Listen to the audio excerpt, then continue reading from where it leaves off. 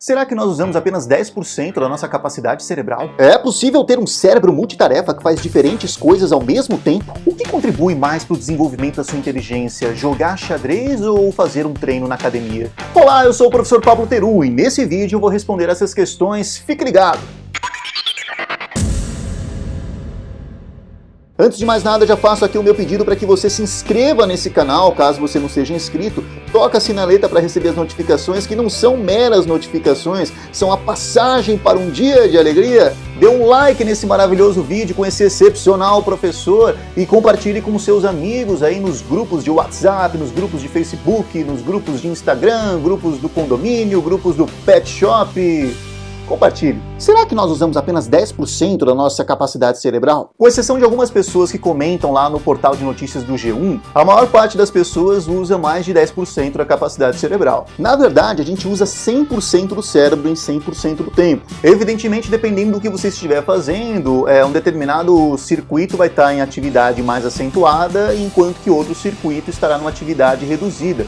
No entanto, 100% do seu cérebro nesse momento está em atividade, em alguma atividade com certeza está. Professor, então da onde surgiu esse mito dos 10%? Esse mito tem 3 possíveis origens, sendo que tudo começou no final do século XIX com o pai da psicologia moderna, o William James. William James estava investigando um menino considerado um superdotado, com capacidades cognitivas que eram maiores do que a de outros garotos ali da mesma idade. E após vários testes, ele percebeu que provavelmente aquele menino não tinha nada de excepcional em termos cerebrais. Ele tinha um cérebro que era equivalente aos dos outros, só que ele tinha conseguido desenvolver esse cérebro com uma maior eficiência. E aí ele concluiu que nós usamos apenas uma fração do nosso potencial cognitivo. Perceba que em nenhum momento ele disse que nós usamos apenas 10% do nosso cérebro. O que ele disse foi que nós usamos apenas uma fração do nosso potencial cognitivo.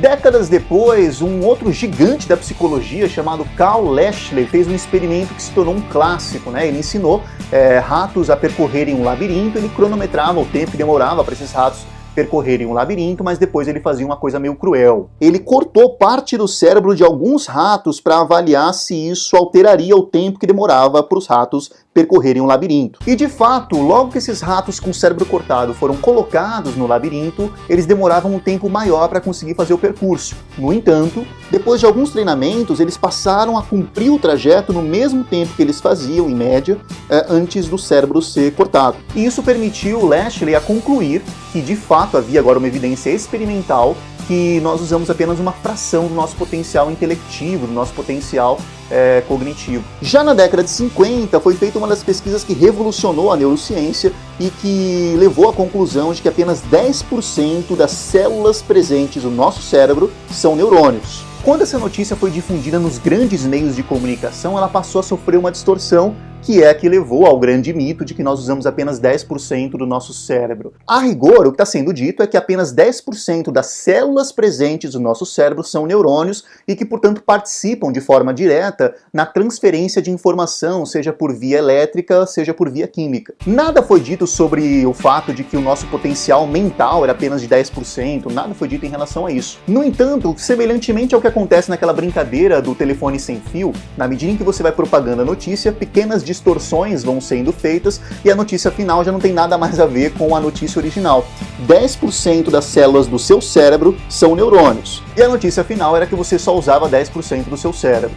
Enfim, o importante é que você entenda que hoje existem inúmeras pesquisas que mostram que nós temos todos os circuitos cerebrais ativados ao mesmo tempo, o tempo todo. Claro que dependendo do que você estiver fazendo, a atividade de determinados circuitos vai ser mais intensa do que a de outros circuitos. Aqui é importante dizer que a energia que o cérebro consome é praticamente constante o tempo todo. Mais precisamente, das 2.500 quilocalorias que você consome diariamente, cerca de 630 quilocalorias são direcionadas para o cérebro. E o cérebro não altera a quantidade de energia que ele vai oferecendo para suas diferentes partes, por conta do que você está fazendo. É como se você fornecesse 630 quilocalorias para o cérebro e falasse assim, ó, se vira, você só pode usar isso. E o cérebro é um mestre em fazer esse balanceamento, essa administração energética. Dependendo do que você estiver fazendo, ele vai direcionar a energia para um determinado circuito e quando ele faz isso, obviamente, ele reduz a atividade de outro circuito. E esse é o motivo pelo qual o nosso cérebro não é multitarefa, por conta do fato de que se você estiver fazendo uma tarefa,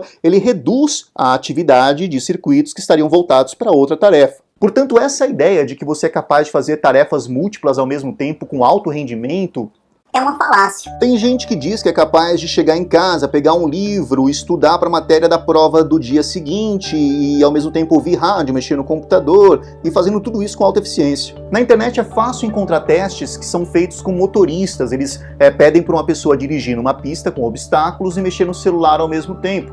E você já deve saber que o resultado disso é que a pessoa atropela praticamente todos os obstáculos. Em termos energéticos, obrigatoriamente, quando você tem um circuito em alta atividade, você necessariamente vai ter que reduzir a atividade de um outro circuito. Talvez você já tenha passado pela experiência ou já viu alguém passando por essa experiência de estar dirigindo um carro com o rádio ligado procurando um endereço. E aí quando a pessoa entra na rua que ela está procurando, ela reduz o volume do rádio para olhar o número das casas, o nome da rua na placa. E aí você se pergunta: mas que cara louco, por que ele reduz o volume do rádio para olhar o número das casas na rua? E agora você já entendeu, né? Necessariamente para você se concentrar numa informação visual, é interessante que você reduza a atividade das outras percepções, como no caso a percepção auditiva. E é por isso também que pessoas que ouvem uma música e estão curtindo a música, elas costumam fechar os olhos para dar mais atenção para esse estímulo auditivo, em detrimento de um estímulo visual. Portanto, você entendeu, é um mito essa ideia de que nós temos um cérebro multitarefa capaz de fazer diferentes coisas ao mesmo tempo. Agora, o que será que contribui mais para o desenvolvimento da sua inteligência? Jogar xadrez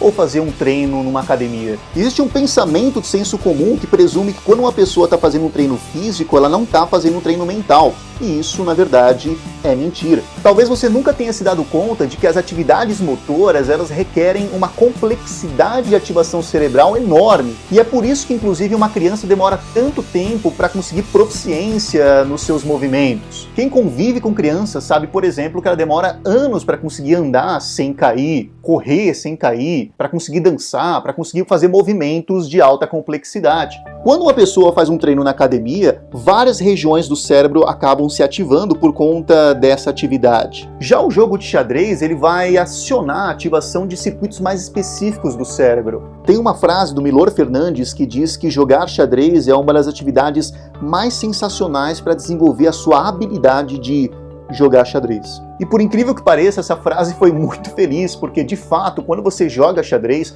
você aciona circuitos muito específicos do seu cérebro. E na medida em que você joga xadrez, você fortalece esses circuitos de forma que você joga xadrez cada vez melhor. No entanto, esses circuitos não vão contribuir para que você consiga extrapolar essa inteligência para outras atividades. Então, mito essa ideia de que se você jogar xadrez, você desenvolve suas habilidades na matemática, na música, na culinária. Existem algumas pesquisas que sugerem que talvez o xadrez contribua de fato para um desenvolvimento da sua inteligência espacial.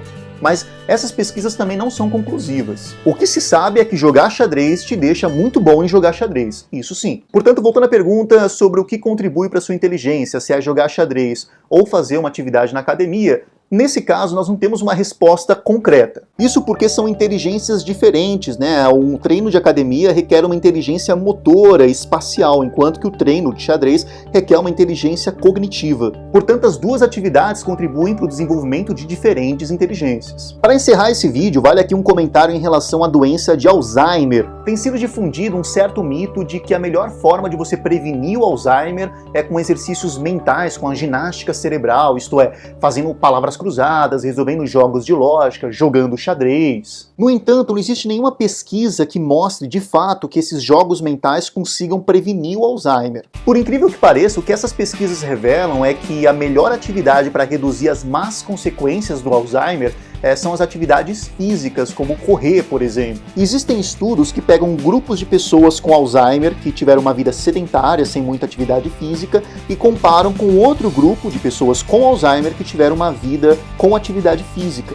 O grupo com atividade física tem uma degeneração cerebral menor, bem menor do que aquele grupo que teve uma vida sedentária. Muito provavelmente isso se dá por conta do fato de que uma atividade física ela vai acionar regiões mais dispersas do seu cérebro numa intensidade menor, mas numa qualidade maior.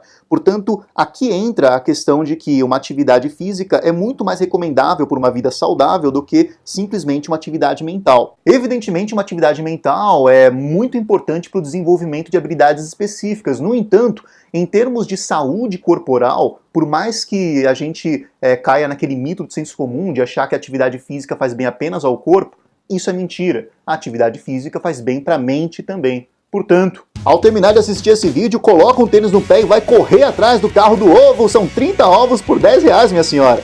tchau!